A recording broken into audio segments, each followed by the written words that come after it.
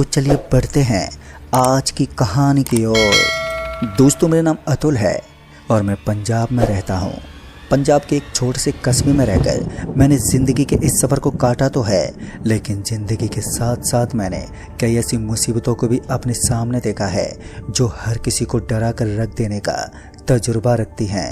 आज मैं आपको अपनी ज़िंदगी के साथ हुई ऐसी एक घटना से रूबरू करवाने जा रहा हूँ जो न केवल डरावनी है बल्कि अंदर से आपको इमोशनल तक कर देंगी। साल 1996। उस दौर में इतनी ज़्यादा ठंड थी कि लोग ठंड के मारे बचाव करने में भी नाकाम रहते थे।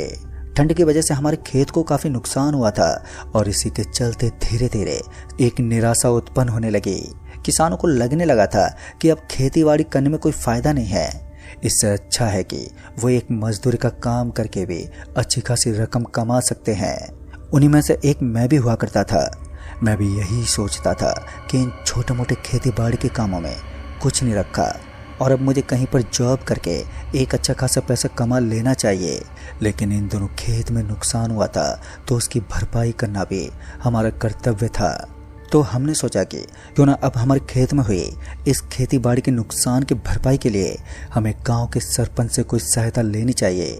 लेकिन सरपंच का बिहेव बड़ा ही बुरा था और उसकी बातों में इतना ज़्यादा दम नहीं था कि आज तक उसने अपने किए गए वादों को कभी भी पूरा किया हो। लेकिन अब गाँव वाले एकजुट हो चुके थे और किसी भी हालत में अपना अपना पैसा निकलवाना चाहते थे। सरकार ने पहले भी किसानों को मुफ्त में कुछ रकम दी थी, लेकिन साला सरपंच बीच में खा जाता था और तो और सरपंच अपने डर और खौफ से पूरे के पूरे गांव में दहशत फैला कर रखता था। जो भी उसके खिलाफ आवाज़ उठाता तो वो उसी को गांव में बीचों बीच नंगा करके गधे पर बैठा देता था, जिस वजह से गाँव के लोग उससे डरा करते थे। धीरे धीरे उस गाँव के अंदर उस सरपंच का डर इतना ज़्यादा बढ़ गया था कि कोई भी उसके सामने अपनी जुबान नहीं खोलता था। लेकिन मैं उनमें से नहीं था, क्योंकि मैंने हमेशा से अन्याय के खिलाफ अपने कर्तव्य का पालन करते हुए आवाज़ उठाई थी और इस बार मैंने उन सभी लोगों को उकसाना शुरू कर दिया था जो कि सरपंच के खिलाफ आवाज़ उठाने में डरते थे। हमने बस ये ठान लिया था कि किसी भी हालत में गांव के उस सरपंच से हम पैसे निकलवा कर ही रहेंगे जो इस साल किसानों को मुफ्त में मिले थे। इतना गंदा सरपंच होने के कारण पूरा का पूरा गांव ही बदनाम हो जाता था। उसके बाद मैं उसी रात अपने लोगों को लेकर सरपंच के घर के बाहर गया और उसे बड़ी विनम्रता के साथ घर से बाहर बुलाया। रात काफ़ी हो चुकी थी तो सरपंच थोड़ा गुस्से से बाहर निकला और बोला, तुम लोग इतनी रात को यहाँ पर क्या कर रहे हो? मेरे घर के बाहर आने की अनुमति किसने दी? उसने इतना कहा ही था कि मैं उसके सामने हाथ जोड़ते बोला, माई बाप, ठंड की वजह से हमारे पूरे खेत का नुकसान हो गया है और ऐसे में हमें सरकार से मदद चाहिए। वैसे भी इस नुकसान के चलते गांव के अंदर लोगों में तहलका मच गया है और लोग अब सरपंच के साथ साथ सरकार से भी नफरत करने लगे हैं। खेतीबाड़ी से उनका मन हट गया है। इतना सुनते ही उस सरपंच ने मुझे बड़ा जोर से धक्का मारा। मैं पीछे की ओर गिर पड़ा और सरपंच की इस हरकत ने मेरे अंदर उसके प्रति और भी ज़्यादा गुस्सा और घृणा को भर दिया। मैं उसके खिलाफ अब आवाज़ नहीं बल्कि उसके उस अधिकार को ही उससे नष्ट करवाना चाहता था जो आज के दिन वो था, यानी कि मैं उसकी सारी चीज़ों को बर्बाद करने की सोचने लगा था। एक ही पल के अंदर उसने मुझे इतना ज़्यादा निराश कर दिया था कि अब मेरे अंदर उसके प्रति सिर्फ और सिर्फ जलन और घृणा होने लगी थी। उस समय तो सरपंच के लोग उसके पास थे, उनके हाथों में हथियार भी थे, तो मैंने उनसे कुछ नहीं कहा और खड़ा होने के बाद हल्की सी आवाज़ में बोल दिया, सरपंच साहब जी, आपने ये अच्छा नहीं किया। जितनी बुराई तुम कर रहे हो उसका दंड भी तुम्हें भुगतना होगा। इतना कहने के बाद उस सरपंच ने मुझे एक तमाचा मार दिया और उसके बाद उसके गुंडे लोग मुझे पकड़कर वहीं पर मारने लगे। वो तो मेरे साथ कुछ चुनिंदा लोग थे जिन्होंने मेरी सहायता की और मुझे सही सलामत घर पर छोड़ दिया। लेकिन अब मैं इतना तो समझ गया था, जब सीधी उंगली से ही घी नहीं निकलता तो उंगली टेढ़ी करनी ही पड़ती है। जिस तरह से उस सरपंच ने आज मुझे सभी के सामने इतना ज़्यादा नीचा दिखाकर साबित किया था, तो उसी तरह मैं उसको उसी की औकात दिखाने पर अब तुल गया था। उस वक्त हम अपने घर लौट आए। उन लोगों ने मुझे इतना मारा था कि 2 दिन तक मैं खाट पर ही पड़ा रहा। लेकिन उसके बाद जब मैं रिपेयर हुआ तो मैंने ऐसी गलती कर दी जिसके बाद न केवल सरपंच बर्बाद हुआ बल्कि पूरा का पूरा गांव ही खौफ की आंधी में हमेशा हमेशा के लिए पूरी तरह से वीरान हो गया। उस वक्त सभी लोग इस कदर डर चुके थे जैसे कि मैंने गांव को बर्बाद कर दिया हो। रात बीत चुकी थी और जैसे सुबह का माहौल फिर से हुआ तो आज मैं एक अघोरी बाबा से मिला। अघोरी बाबा को मिलकर मैंने सारी बात उनके सामने पेश कर दी। मेरी बातों को सुनकर उसने कहा, सरपंच के ऊपर जादू टोना करवाना इतना आसान तो नहीं है, लेकिन हाँ, मैं तुम्हारी सहायता ज़रूर कर सकता हूँ। जैसा मैं कहता हूँ तुम्हें वैसा ही करना होगा। अघोरी बाबा ने बताया कि सरपंच के ऊपर जादू और टोने का मंत्र करने से पहले हमें उसकी छोटी मोटी चीज़ों के बारे में पता लगाना होगा। उस वक्त वो बिल्कुल अकेला होना चाहिए और उसके साथ कोई भी नहीं होना चाहिए। मैं जानता था कि जब सरपंच बगल वाले तालाब में नहाने के लिए जाता है तो उसके साथ उसके गुंडे लोग नहीं होते। मैंने उससे अघोरी बाबा को बताया कि वो सुबह तालाब में नहाने के लिए जाता है तो उसके साथ कोई नहीं होता। तालाब के बगल में खड़ा होकर वो काफ़ी आराम से नहाता है और वो काफ़ी टाइम भी लगाता है। उसके बाद उस अघोरी बाबा ने बताया कि आज शुक्रवार का दिन है, हम अगले शनिवार को उस सरपंच का इलाज ज़रूर कर देंगे, लेकिन उसके बदले में उस अघोरी ने मुझसे एक मोटी रकम मांग ली। अब जो भी हो, मैं कुछ भी करने को तैयार था। बस मुझे अपनी बेइज्जती का बदला लेना था और गांव वालों को उनका न्याय दिलाना था। इसके लिए मैं किसी भी हद तक जाने के लिए तत्पर था। उसके बाद मैं तुरंत ही वापस अपने घर लौट गया और घर पर आने के बाद भी इस चीज़ के बारे में किसी को बताना ठीक नहीं समझा, क्योंकि मैं जानता था अगर मैंने गलती से भी किसी के सामने इन चीज़ों को पेश कर दिया तो वो मुझे तुरंत ही रोक लेंगे। और उस अघोरी बाबा ने लगातार 7 दिन तक एक ऐसी चीज़ को धोखने को कहा था जिससे कि हम उस सरपंच के ऊपर काला जादू कर सकें। दोस्तों, काला जादू एक ऐसी चीज़ होती है जिससे बड़े बड़े लोग अपनी ज़िंदगी तबाह कर बैठते हैं। मैंने इतना बड़ा खतरा उठाया था, लेकिन मैं इसका अंजाम नहीं जानता था। बस मुझे तो अपना बदला लेने की पड़ी थी। अब तो गांव वाले भी सरपंच के खिलाफ हो चुके थे। धीरे धीरे उसकी बर्बादी शुरू होने लगी और अघोरी बाबा ने मुझे एक रंगीला पत्थर दिया और हर दिन मुझे इस पत्थर को पूजना पड़ता था। मैं उसके सामने दिया वगैरह जलाता था जिससे कि उस पत्थर की शक्तियाँ कभी समाप्त ना हो। उस पत्थर से मुझे सब कुछ करना था। मुझे इंतजार था तो सिर्फ शनिवार की रात, जो कि वो रात दूज की रात होने वाली थी। दूज की रात को जिस समय पर चांद दिखाई देता है उसी समय हमें ये सारा कांड करना था। खतरा तो बहुत था, लेकिन मेरे मन में उस सरपंच के प्रति जो घृणा की आग जल रही थी उसको बुझाने की शक्ति बदले के अलावा किसी भी चीज़ में नहीं थी। अब तो मैं अपनी जान जोखिम में डालकर किसी भी हालत में उस सरपंच को सबक सिखाने के मूड में था। फिर उसके बाद वही हुआ जिसका मुझे इंतजार था। धीरे धीरे अब वो वक्त नज़दीक आ रहा था जिस वक्त मैं उस सरपंच के साथ किए गए उसके सारे अन्याय का बदला लेने वाला था। शुक्रवार की रात को ही मेरे और उस अघोरी बाबा के बीच में एक मीटिंग हो गई थी। एक अच्छी बात मुझे ये भी लगी कि वो अघोरी बाबा पूरी तरीके से मेरी सहायता कर रहा था और किसी भी हालत में उस गांव के सरपंच को सबक सिखाने के मूड में था। फिर उसके बाद हमने वही किया जो हमें करना चाहिए था। शुक्रवार की रात को हम दोनों उस तालाब के पास पहुंच गए और उस तालाब के पास पहुंचने के बाद हमने कुछ सामग्री वहां पर रख दी। सामग्री को रखते उस अघोरी बाबा ने कुछ झाड़ फूक करना शुरू कर दिया और कुछ नींबू के टुकड़े उसके ऊपर रख दिए और अब वो सारा काम पूरा कर दिया था जो आज की रात में किसी भी हालत में पूरी तरह से कंप्लीट करना था। आज का पूरा काम होने के बाद हमने सरपंच को कल के दिन उसकी पहली बर्बादी की सीढ़ी पर चढ़ते हुए देखना था। फिर उस अघोरी बाबा ने मेरे कान में कहा, बिना कुछ बोले चुपचाप यहाँ से निकल जाना और याद रहे गलती से भी कोई भी आवाज़ मत कर देना, वरना ये काली माया सभी चीज़ों को ख़त्म कर देंगी। इतना कहने के बाद हम दोनों तुरंत ही वहाँ से निकल गए। इस समय हमने किसी भी गलती को अंजाम नहीं दिया और चुपचाप से अड्डे पर पहुँच गए। लेकिन हमने इसी बीच एक ऐसी गलती को अंजाम दे दिया था जिसके बारे में हमने खुद नहीं सोचा था कि हमने कुछ ऐसा कर दिया है जिसको करने के बाद हमारी पूरी की पूरी ज़िंदगी तबाह हो जाएगी। जहाँ पूरी तरह से अंधेरा हावी हो चुका था तो वहीं जैसे ही हम अपने अड्डे पर पहुँचे तो हमें पता चला कि हमारे वहाँ से आते ही गांव के अंदर अजीब अजीब सी चीज़ें प्रकट होने लगी। दरअसल सुधीर, जो कि मेरा एक करीबी दोस्त है और ड्यूटी करके देर रात अपने घर आता था, उसने बताया कि आते समय उसने दीवार के ऊपर चढ़ती हुई एक ऐसी महिला को देखा जिसका पूरा शरीर काला था और उसकी आंखें चमक रही थी। जब मैंने ये बात उस अघोरी बाबा को बताई तो उसने बताया कि ये वही काली माया है जिसको हमने उस तालाब के पास छोड़ा था और अब ये पूरे गांव को बर्बाद करके रख देगी, क्योंकि आते वक्त हमने अपने पैरों को पानी के तालाब में पटक दिया था और उसकी आवाज़ उस पत्थर तक चली गई थी। यह सुनकर मैं सन्न रह गया, क्योंकि वो काली माया हमारे पीछे पीछे गांव के अंदर दाखिल हो गई थी। कहीं ना कहीं हम समझ गए थे कि अब जो गांव में होगा वो बहुत ही खौफनाक और डरावना होगा। मैंने उस अघोरी बाबा से इस चीज़ का कोई इलाज पूछा, लेकिन उसने बताया कि इस भयानक चीज़ का अब कोई भी इलाज नहीं हो सकता। जब तक कि सरपंच की मौत नहीं होगी तब तक हम कोई भी इलाज नहीं कर पाएंगे। यानी कि हमारा मकसद था सरपंच की मौत, और उसकी मौत होने के बाद ही हम गांव को बचा सकते थे। लेकिन सरपंच भी एक निकम्मा इंसान था। वो चालाक होने के साथ साथ काफ़ी बुद्धिमान भी था, और उसका दिमाग भी भूतनी जैसी चीज़ों को काफ़ी मानता था। तो उसके लिए इन चीज़ों को समझ पाना कोई बड़ी बात नहीं थी। उसके बाद जैसे ही सुबह का माहौल हुआ तो गांव के अंदर सब कुछ नॉर्मल की तरह नजर आने लगा, और अब सरपंच भी नहाने के लिए उस तालाब के लिए निकल पड़ा था।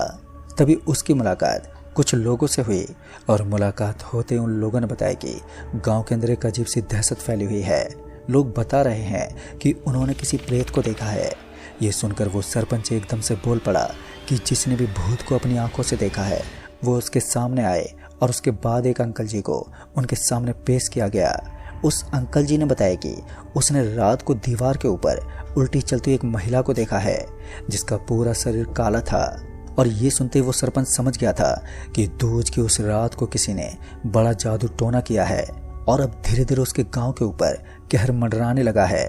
सरपंच पूरी तरह से समझने लगा था, लेकिन वहीं एक मैं था जो अभी भी सरपंच की मौत की उम्मीद लगाए बैठा था। उसके बाद वो सरपंच वहां से सीधा तालाब के पास पहुंच गया। मैं अभी भी उसके पीछे पीछे झाड़ियों में छुपते छुपाते किसी तरह उसके पास पहुंच गया जहां पर वो नहाने के लिए जाता था। आज उसके साथ उसके कुछ चुनिंदा लोग भी थे। जैसे वो वहां पर विराजमान हुआ तो उस पत्थर की ठोकर से वहां पर रखे हुए नींबू के टुकड़े और नारियल के कुछ छोटे मोटे टुकड़े उस पानी के अंदर गिर पड़े। पानी के अंदर गिरते एकदम से हैरान हो गया। उसने देखा कि नारियल के टुकड़ों के साथ साथ नींबू के टुकड़े के ऊपर खून लगा हुआ था, और वो नीचे गिरते ही तालाब के अंदर एक अजीब सी हलचल होने लगी। तभी वो तुरंत ही उस तालाब से बाहर निकला, और आज वो बिना नहाए वहां से निकल गया। पता नहीं क्यों, लेकिन उसके शरीर में अजीब सी बेचैनी होने लगी थी। मैं समझ गया था कि सरपंच के ऊपर काले जादू का असर होने लगा है। इसी बीच में उस खुफिया रास्ते से होते हुए जब वापस से गांव के अंदर पहुंचा तो मुझे पता चला कि गांव के अंदर अचानक ही किसी की मौत हो गई है, और इतना सुनकर मेरे पैरों तले जमीन खिसक गई। दरअसल मुझे पता चला कि जिस इंसान की मौत हुई है उसका पूरा का पूरा शरीर ही काला पड़ गया था। कुछ लोग कह रहे थे कि उसने जहर खा लिया, तो कुछ लोगों का बताना था कि काले जादू के असर ने गांव के उस इंसान को खत्म कर दिया है। उस वक्त मुझे पता चल गया कि ये वही इंसान है जो कि कुछ देर पहले सरपंच के सामने पेश हुआ था, और उसने बताया था कि उसने रात में किसी काली डायन को देखा है। और मैं समझ गया था कि जो उस डायन को देख लेगा उसकी मौत पक्की थी। अभी तो मेरे हाथ में एक धागा बंधा हुआ था जिसकी वजह से मैं जिंदा था, वरना क्या पता अब तक तो मेरी जिंदगी भी खत्म हो जाती। बस अब मुझे किसी भी तरह सरपंच की बर्बादी का इंतजार था। मुझे और किसी चीज से फर्क नहीं पड़ रहा था। बस मैं हर हालत में सरपंच की जिंदगी को बर्बाद हुए देखना चाहता था। उस वक्त मैं भी यही सोच रहा था कि कहीं ये सारी चीजें हमारे घर वालों के पीछे न पड़ जाए, क्योंकि इन काली शक्तियों को छेड़ने का बहुत ही गंदा मतलब होता है। उस वक्त तो मैंने अपने आप को बचा लिया था, लेकिन मैंने अपने घर वालों के बारे में बिल्कुल भी नहीं सोचा था, और न ही अपने गांव वालों के बारे में सोचा। मुझे लगा कि एक दो आदमी मरने के बाद इस काले जादू का सिलसिला थम जाएगा, लेकिन मैं नहीं जानता था कि ये जितनी सामान्य दिखती है उससे कहीं ज़्यादा भयानक होती है। जितना मैंने सोचा था ये उससे भी कई गुना ज़्यादा भयानक और डरावनी होती है। अब कुछ ऐसा होने वाला था जिसके बारे में मैंने सोचा तक नहीं था कि मैं अपनी ज़िंदगी में एक ऐसे सफ़र को देख लूँगा जो मेरे लिए सबसे खौफनाक होगा। वास्तव में हुआ कुछ ऐसा था कि जिस दिन मैंने ये सब कांड किया था उसके दूसरे ही दिन हमारे गांव में बर्बादी की शुरुआत तो हो गई थी, लेकिन 10 से 15 दिन के चलते चलते गांव के अंदर करीबन 18 लोगों की मौत हो गई। इन सभी मौतों के अंदर एक बात लाजमी होती थी कि इन सभी की मौत होने के बाद उन सभी लोगों का शरीर काला पड़ जाता था और वो अजीब रंग के दिखाई देने लगते थे। पता नहीं क्यों, लेकिन मुझे इन चीज़ों को देखकर काफ़ी ज़्यादा पछतावा होता और मुझे अपने आप से ही अजीब सा फील होता, मानो मैंने कुछ गलत कर दिया हो। गांव के सरपंच का हाल तो अभी भी ठीक ठाक था, उसे तो कहीं खरोच तक नहीं आई थी। उल्टा गांव वालों के ऊपर ही इसका असर पड़ने लगा। गांव वालों को इस तरह मरता देख सरपंच के मन में भी अब टेंशन पैदा होने लगी, लेकिन मैं इतने लोगों की मौत का कारण बन गया था तो मुझे खुद से नफरत होने लगी थी। अब तो मैं बर्बादी के रास्ते पर पहुंच गया था, जहां पर मुझे सिर्फ और सिर्फ उस सरपंच का बर्बादी वाला रास्ता देखना था। गांव वालों के अंदर हो रही इन भयानक घटना से अब मैं भी काफ़ी हद तक परेशान हो गया था और उसके बाद मैं उस तांत्रिक बाबा के पास वापस जाने लगा जिसने ये सब करने पर मेरा साथ दिया था। और अब जब मैं उसके पास पहुंचा तो मैंने देखा कि उसकी हालत भी काफ़ी ज़्यादा गंभीर है। उसका पूरा का पूरा शरीर झुलसा हुआ था और उसके हाथ पर जो धागा बंधा हुआ था अब वो टूट चुका था। मैं जानता था कि अगर ये तांत्रिक जिंदा नहीं बचा तो फिर गांव के अंदर कयामत का तूफान आ जाएगा और उसके बाद कोई भी नहीं बचेगा। इसलिए मैंने उस अघोरी को बचाने के लिए अपने हाथ के आधे धागे को फिर से उसके हाथ पर बांध दिया और टाइम टू टाइम उसकी देखभाल करने लगा। 2 दिन तक फिर से ऐसा ही चलता रहा, लेकिन फिर वो रात आ गई जिसका हमें बेहद डर था। पहले उस तांत्रिक ने हमें बता दिया था कि अमावस्या की रात को हमारी जिंदगी के सामने एक ऐसा तूफान खड़ा हो जाएगा जिससे सामना करना बहुत ही ज़्यादा मुश्किल होगा। और आज वही दिन था और आज जब हम सभी अपने अपने घरों में कैद थे कि हमें गांव के अंदर से ज़ोर से चीखने चिल्लाने की आवाज़ें आने लगी। हैरान की बात तो ये थी कि चिल्लाने की आवाज़ उस सरपंच के घर की तरफ से आ रही थी। मैं इतना तो जान गया था कि मैंने काम को सुधारने के चक्कर में गांव को पूरी तरीके से बिगाड़ दिया है और अब गांव तभी ठीक हो पाएगा जब हम इस गांव को छोड़ देंगे, क्योंकि अब हमें उस गांव को पूरी तरह से खाली करना था। और अगर हम ऐसा नहीं करते तो फिर हमारी ज़िंदगी पूरी तरह से तबाह होने वाली थी। इन चीखने और चिल्लाने की आवाज़ ने हमें इतना ज़्यादा डरा दिया था कि मैं अपने शब्दों में बयान नहीं कर सकता। उस पूरी रात में अपने घर वालों के साथ बैठा रहा, लेकिन सुबह जो हुआ उसने मेरे दिल को दहला दिया और अब मैं पूरी तरह से टूट गया था। मैंने देखा कि मेरे पापा का शरीर भी अब काला पड़ गया है। वो हमसे बस महज कुछ सेकंड के लिए दूर हुए थे और उतने में ही उनके साथ इतना घटिया सीन हो गया कि हम खुद भी समझ नहीं पाए। पापा की लाश को हमने घर के बाहर पड़ा पाया। हमने देखा कि पापा की बॉडी पूरी तरह से काली हो चुकी थी और उनके शरीर पर जहर की तरह नीले नीले खरोंच के निशान बन गए थे। ऐसा लग रहा था जैसे कि किसी ने उन्हें बहुत ही बुरी तरह से काटा हो। अब तक हमारा पूरा का पूरा गांव बर्बादी के उस मोड़ पर पहुंच गया था जहां पर हम गांव को पूरी तरीके से भयानक सिद्ध करते हैं। अब हमारा गांव भारत का सबसे डरावना और खौफनाक कस्बा बन गया था। तभी मैंने सोचा कि अब इस गांव को छोड़ना ही हमारे लिए सही होगा। इसलिए मैंने उसी दिन उस गांव को अलविदा कहा और अपने परिवार के साथ जाकर स्टेशन के बगल वाली छतरियों में रहने लगा। वहां करीब 7 से 10 दिन तक ऐसे ही रहना पड़ा और फिर उसके बाद मैंने अपने पुराने गांव के बारे में पता लगाया तो मुझे पता चला कि हमारे गांव का सरपंच फांसी खाकर मर गया। इस बात से मुझे काफ़ी ज़्यादा तसल्ली मिली, लेकिन मैंने अपने पापा को गंवाकर अपनी ज़िंदगी की सबसे बड़ी गलती कर दी थी। अगर मैं घाटे में रहकर भी अपने पापा के साथ रहता तो मैं बेहद ही खुश रहता, लेकिन अपने पापा को खोकर मैंने मानो सब कुछ खो दिया था। धीरे धीरे सब कुछ सेटल होने लगा और अब सब कुछ नॉर्मल हो चुका है। वहाँ पर एक छोटी मोटी नौकरी करते वक्त मेरी जॉब एक ऑफिस में लग गई और मैं ऑफिस में काम करते करते अब मिडिल क्लास फैमिली से थोड़ा ऊपर पहुँच गया हूँ। मैं नौकरी भी करता हूँ और कुछ और भी काम कर लेता हूँ। अपने घर परिवार के साथ मैं काफ़ी खुश हूँ, लेकिन मैंने एक गांव को बर्बाद कर दिया है जो आज तक मेरे अलावा कोई भी नहीं जानता। खासकर एक शख्स को पता था, लेकिन अब वो भी इस दुनिया में नहीं है क्योंकि उस तांत्रिक की भी कुछ दिन के अंदर ही मौत हो गई। तो दोस्तों, इस कहानी में बस इतना ही। कहानी आपको पसंद आई हो तो वीडियो को लाइक शेयर ज़रूर कर दें और साथ ही हमें नीचे कमेंट बॉक्स में ज़रूर बताएं। जल्द ही मिलूंगा ऐसी एक और नई कहानी के साथ। तब तक के लिए बाय एंड टेक केयर।